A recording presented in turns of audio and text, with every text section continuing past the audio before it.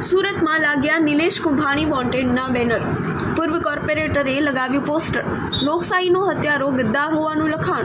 નિલેશ કુંભાણીએ મતદારો સાથે અન્યાય કર્યોનું પોસ્ટર. નિલેશ કુંભાણીના ફોટા પર સિંગ લગાવ્યા. ચૂંટણી નહીં થતાં રોષ જોવા મળ્યો. પોસ્ટર જોઈ લોકોએ આપી પ્રતિક્રિયા.